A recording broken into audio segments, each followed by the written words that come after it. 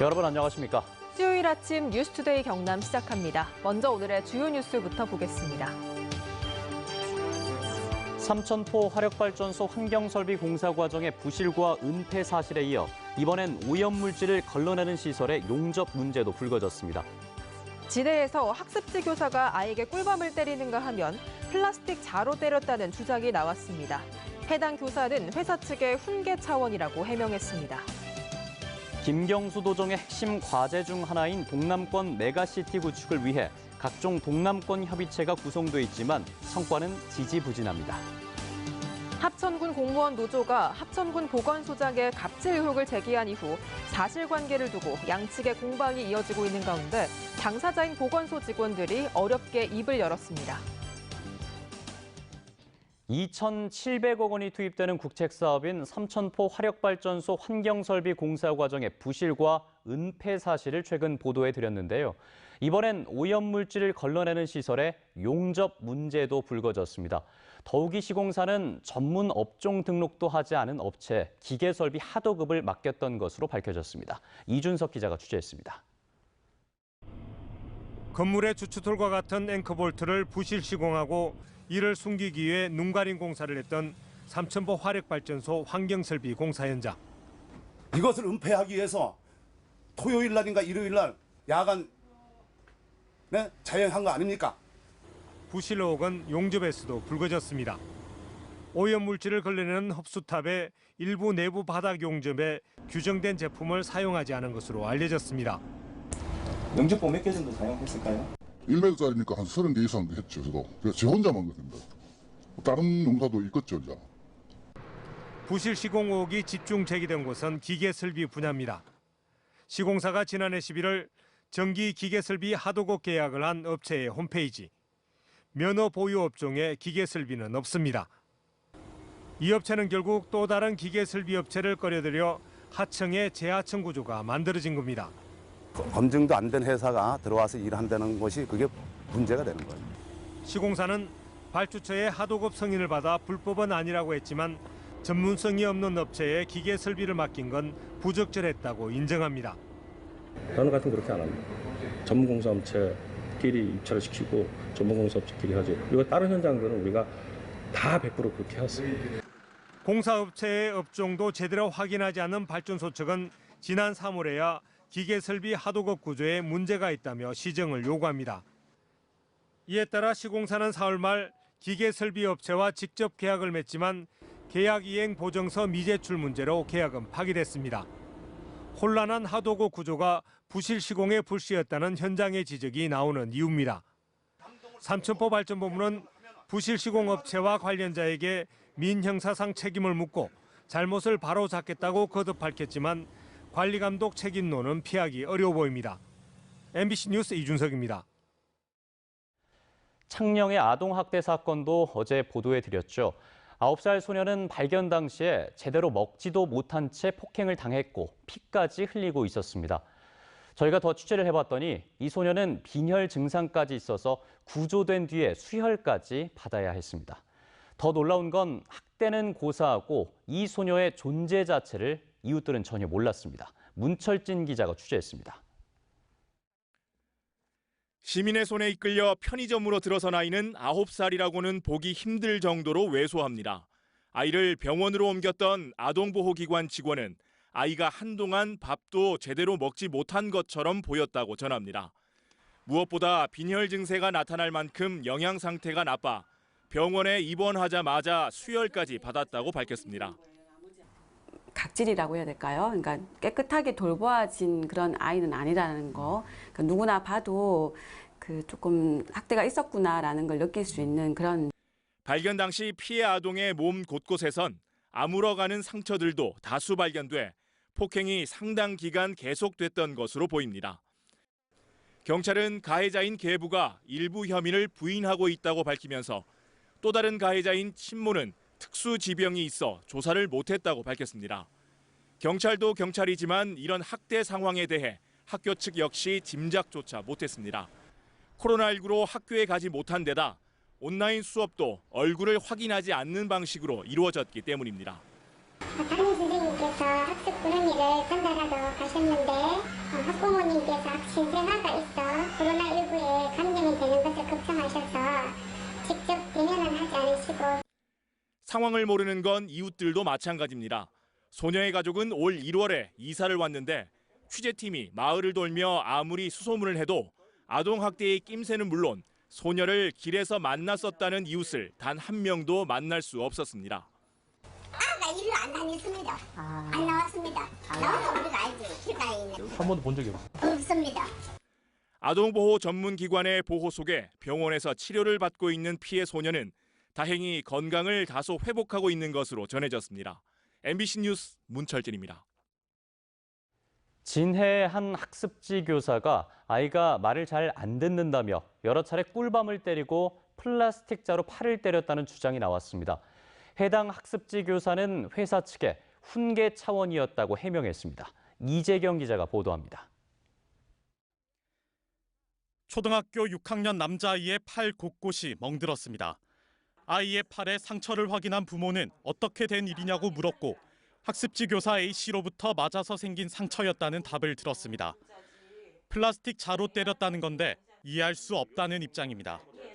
저는 돈대로 내가 들어가면서 진짜 애가 그런 식으로 수업을 맡고 있었다는 거에 대해서 굉장히 화가 나더라고요. 이 아이는 지난해 11월부터 약 7개월 동안 A씨로부터 수업을 받았는데 맞은 게 이번이 처음이 아니라고 말합니다. 지난 1월 A씨가 부모에게 보낸 문자를 봤더니 수업 시간에 장난을 치고 딴소리를 한다는 이유로 꿀밤을 때렸다고 나와 있습니다. 또 아이가 자리를 못 벗어나도록 의자로 주방 입구를 막고 수업하기도 했습니다. 문제가 불거지자 A씨는 아이에게 사과 편지를 보내기도 했습니다. 하지만 화를 참지 못한 부모는 결국 A씨를 경찰에 신고했습니다. 애가 봐도 상처가 너무 깊더라고요. 이분들이 계속 물고 와서 빈자에서 용서할 일이 아니겠구나 그렇게 생각을 해가지고 제가 경찰에 신고했어요. A씨의 입장을 듣기 위해 취재진이 전화와 문자를 보냈지만 어떠한 답도 들을 수 없었습니다. 다만 학습지 회사 측 관계자는 A 교사가 훈계 차원에서 아이를 한 대 때린 것은 맞지만 멍이 들 만큼 세게 때리지 않았고 상습적으로 때린 것도 아니라고 해명했습니다. 또 아이가 A씨에게 안아달라고 하거나 팔을 주무르는 등 성적 수치심을 느낄 행동을 일삼았다며 방어적인 차원이었다고 말했습니다. 경찰은 학습지 교사와 학부모 등을 상대로 실제로 아동학대가 있었는지 수사에 들어갔습니다. MBC 뉴스 이재경입니다.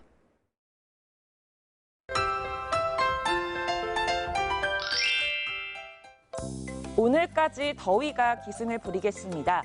경남 내륙을 중심으로 낮 최고 기온이 33도까지 오르겠는데요. 오늘 저녁에 비가 오면서 이 더위는 다소 누그러질 것으로 보입니다. 오늘 창원의 아침 최저 기온 20도, 진주 19도에서 시작하고요. 낮에는 창원 29도, 진주 31도까지 오르겠습니다. 오늘 저녁부터 주말까지 쭉 비 예보가 들어와 있습니다. 오늘 시작되는 비는 내일 낮까지 이어질 것으로 보이는데요. 비는 내일 오후에 잠시 그쳤다가 모레 밤부터 다시 내리겠습니다. 예상되는 비의 양은 30에서 70mm로 지역마다 편차가 다소 클 것으로 보입니다. 위성 영상 보시면 오늘 맑은 날씨를 보이다가 차차 흐려지면서 저녁에는 비가 내리겠습니다. 내일 새벽에는 시간당 10에서 20mm의 강한 비가 오는 곳이 있겠습니다. 오늘 평년 기온은 웃도는 날씨를 보입니다. 아침 기온부터 보시면 밀양 20도, 함안 19도에서 시작하고요. 낮에는 밀양 32도, 양산 31도까지 오르겠습니다. 서부 지역 보시면 거창 18도, 산청 19도에서 시작합니다. 낮에는 거창 31도, 합천 32도까지 오르겠습니다. 바다의 물결은 최고 1.5m까지 일겠습니다. 주말까지 쭉 비 소식이 있고요. 비가 오면서 기온은 점차 떨어질 것으로 보입니다. 날씨 정보였습니다. 수도권 집중에 맞서 경남과 부산, 울산을 아우르는 동남권 메가시티를 구축하자 김경수 도정의 핵심 과제 중에 하나죠. 이 구상을 실현하기 위해 각종 동남권 협의체가 구성돼 있지만 구체적인 성과가 나오지 않는다는 지적이 도의회 도정 질문에서 제기됐습니다. 윤주화 기자가 취재했습니다. 수도권 집중에 맞서 경남, 부산, 울산의 초광역 협력을 강조해온 김경수 도정의 핵심 과제 중 하나는 동남권 메가시티 구축입니다. 이 구상의 중심에는 광역 교통망으로 동남권을 하나의 생활권으로 묶는다는 계획이 있습니다. 2018년 9월 김경수 도정 출범 2달 만에 새 시도 간 첫 광역교통실무협의회가 열린 것도 이 때문입니다. 이후 1년 반 동안 6차례 협의회가 열리고 철도와 도로 구축과 관련된 대정부 건의도 했지만 아직 이렇다 할 성과는 나오지 않고 있습니다. 지지부진한 광역교통망 구축 문제는 물론 각종 동남권 협의체가 구체적인 성과를 내지 못한다는 지적이 도의회 도정 질문에서 나왔습니다. 광역교통망을 풀 수 있는 것은 국토부가 모든 것을 쥐고 있기 때문에 부딪히는 그 부분에 대해서 보고받으신 적이 없습니까? 필요성을 국토부를 설득해야 되는, 그래서 국토부가 수도권과 동남권의 광역교통망에 대해서 다른 잣대를 갖다 대고 있는 데 대해서 좀 열심히 항의할 건 항의하고. 농민단체와 의견이 엇갈리고 있는 농민수당에 대한 도지사의 입장을 묻는 질의도 나왔습니다. 농민수당제를 바라보는 시각과 그리고 농민단체가 농민수당제를 도입하는 취지와는 조금 다른 좀 입장을 가지고 있는 느낌을. 정부의 공익형 직불제 실시되는 것을 평가해서 그 평가 결과를 가지고 농민수당을 어떻게 하면 그런 공익형 직불제를 보완하는 수단이 될 수 있도록 할 것인지를. 이 밖에 동남권 신공항 문제, 두산중공업 사태 해결을 위한 도지사의 보다 적극적인 역할을 주문하는 목소리도 이어졌습니다. MBC 뉴스 윤주화입니다. 지난 1일 합천군 공무원 노조가 합천군 보건소장의 갑질 의혹을 제기했다는 소식 보도해드린 바 있죠. 갑질 의혹에 대한 사실관계를 두고 양측의 공방이 이어지고 있는데요. 당사자인 보건소 직원들이 그동안 추가 피해를 우려해 발언을 자제해 왔는데 어렵게 입을 열었습니다. 신동식 기자가 그 이야기를 들어봤습니다. 합천군 보건소 직원들이 한자리에 모였습니다. 보건소장의 갑질에 대한 증언을 하기 위해서입니다. 보건소장은 취임 이후 자신의 동생에게 방수 공사를 맡기라고 요구하고 특정 업체와의 계약도 종용했다고 합니다. 모든 사업 업체 선정은 다 내한테 물어서 해라. 특정 업체를 지목해주고 공개 입찰로 진행해야 하는 사업들에 대해서도 수의 계약을 하도록 정형한 사실이 있습니다. 이에 대해 보건소장은 동생 업체를 밀어달라는 얘기는 했지만 갑질은 아니라는 입장입니다. 저는 직원들이 갑질을 했다고 생각합니다. 제가 부서장이 내 동생들 한번 밀어도 에크면은 그 첫 계약인데 그걸 해주는 게 맞지 않습니까? 보건소장 남편이 정보 공개 청구 결과를 따지기 위해 보건소를 방문해 직원에게 한 발언도 공개됐습니다. 니는 이거 읍면에 그 가온 거다 확인도 안 하고 내한테 가라 했는데 저기 장문치나고 내가 오늘 쓰레기통이고 지금. 보건소장과 남편은 기자회견 등을 통해 욕을 한 적이 없다고 주장해왔습니다. 욕을 할 적이도 없고 욕 강공서 가서 욕한다는 건 특수 업무방해 집행 특수 업무방해 방해입니다. 알겠습니다. 맞지요? 보건소 직원들은 보건소장의 인신 공격과 업무 비하, 협박성 발언이 반복되고 있다며 보건소장과 직원들의 분리와 조속한 문제 해결을 통한 일상으로의 복귀를 바라고 있습니다. 한편 합천군은 갑질 의혹에 대한 자체 감사를 통해 사실관계를 확인한 뒤 인사 등의 조치를 하겠다고 밝혔습니다. MBC 뉴스 신동식입니다. 바다 동굴에 고립된 다이버를 구조하러 가장 먼저 뛰어들었다. 너울성 파도에 휩쓸려 순직한 해경 고 정호종 경장의 연결식이 어제 엄수됐습니다. 35번째 생일을 앞둔 막내 아들에게 가족들은 끝내 마지막 인사를 나눠야 했습니다. 부정석 기자입니다. 다이버 2명이 해상 동굴에 고립됐다는 소식을 듣고 출동한 해경 정호종 순경. 현장에 도착한 정순경은 2.5m의 높은 파도에도 망설임 없이 바다에 뛰어들었습니다. 동료 2명과 함께 가장 먼저 동굴에 진입한 정순경은 구조를 위해 로프를 설치했지만 너울성 파도에 휩쓸려 실종 9시간 만에 싸늘한 죽음으로 발견됐습니다. 고 정호종 순경의 연결식. 막내 아들의 갑작스러운 죽음에 울음을 참아왔던 가족들도 결국 오해라고 맙니다. 35번째 생일인 오는 13일, 미역국을 끓여주겠다던 어머니의 약속은 더 이상 지킬 수 없게 됐습니다. 동료들도 눈물을 흘렸습니다. 33살의 늦은 나이로 인간했지만 항상 재미있는 이야기로 분위기를 주도했던 든든한 형이자 친구였던 전순경의 죽음이 지금도 동료들은 믿어지지 않습니다. 불의의 근심들은 여기 남은 우리 경찰 동료들에게 넘겨두고 고이 잠드소서. 우리 가슴에 영원히 새겨질 것입니다. 구조자에게 마지막 희망의 손을 내밀겠다던 정순경의 마지막 다짐은 지켜졌습니다. 요 구조자에게 마지막 희망의 손을 내밀 수 있도록 더 많이 배우고 몸으로 느끼며 당신이 다짐했던 글이 가슴을 후벼팝니다. 해경은 순직한 고 정호정 순경에 대해 경장으로 1계급 진급을 추사하고 순직 심사를 거쳐 고인을 국립묘역에 안장할 계획입니다. MBC 뉴스 구정석입니다. 투데이 경남입니다. 산청 동학농민혁명 기념식이 오늘 오전 시천면 내대리 동학농민혁명 기념비 앞에서 열립니다. 제275회 창녕군의회 정례회 1차 본회의가 오늘 군의회에서 개회합니다. 함안경찰서 함안파출소 준공식이 오늘 오전 현지에서 열립니다. 가칭 창원 독립운동 기념관 건립 시민공청회가 오늘 오후 마산 합포구청에서 열립니다. 삼천포 발전본부 이웃돕기 쌀 기탁 행사가 오늘 오전 사천시청에서 있습니다. 경남교육청은 양산에서 중학교 1학년 학생이 코로나19 확진 판정을 받자 어제부터 해당 학교의 모든 수업을 원격으로 전환했습니다. 교육청은 역학조사를 거쳐 이 학교의 등교 여부를 결정할 계획입니다.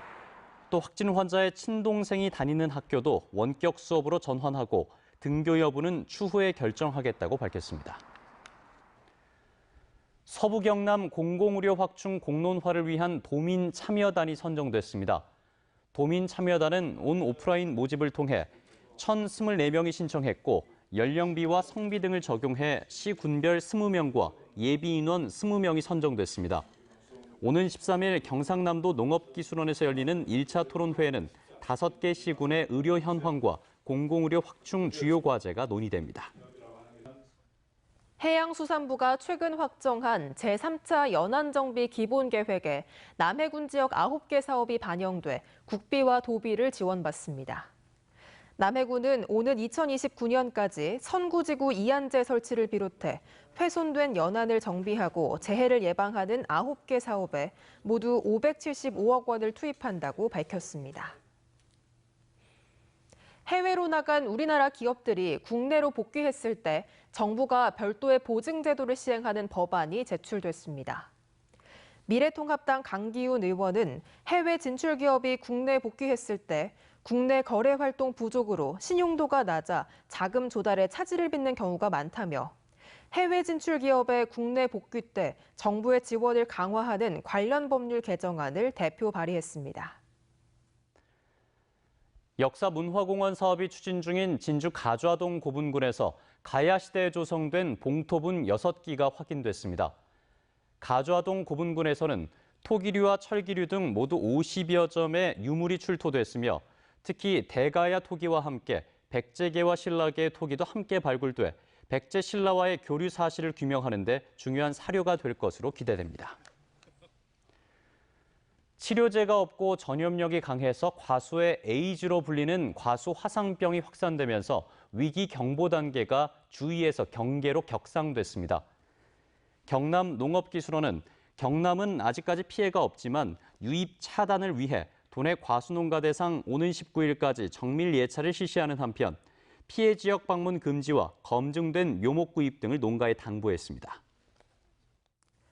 재단법인 거창문화재단이 이달부터 기업이 문화예술단체를 지원하는 메세나 사업을 본격 시작합니다. 거창문화재단은 관내 기업과 개인에게 자발적인 기부금을 모금해 지역에서 활동하는 문화예술단체의 창작과 활동을 지원할 계획입니다. 함양군이 민물고기 자원 보호를 위해 어업 면허 허가를 받지 않거나 신고를 하지 않은 불법 어업 행위를 집중 단속합니다. 함양군은 토속어류 자원 보존과 주민 소득 증대를 위해 지난 3월에는 은어, 4월에는 다슬기를 방류했습니다. 창원시 덕동 물재생센터의 자동 여과 장치 관련 소송이 10년 넘게 지체되면서 부유물질이 정화되지 않은 채 바다로 방류되자 창원시가 여과 설비를 재설치할 계획입니다. 창원시는 부유물질을 정화하는 자동 여과 장치가 자주 고장나자 업체를 상대로 소송을 제기했고 대법원 판결을 앞두고 있는데 소송이 언제 끝날지 알 수 없어 재설치 업체를 선정하고 있다고 밝혔습니다. 김해시가 나눔 문화 확산을 위해 제로페이 기부를 추진합니다. 제로페이 기부는 김해시청이나 경남사회복지공동모금회 홈페이지에 게재돼 있는 QR코드를 스마트폰으로 스캔하면 언제 어디서든 간편하게 기부를 할 수 있는 방식이며 이르면 다음 달부터 시행됩니다. 뉴스투데이 경남 저희가 준비한 소식은 여기까지입니다. 함께해 주신 여러분 고맙습니다.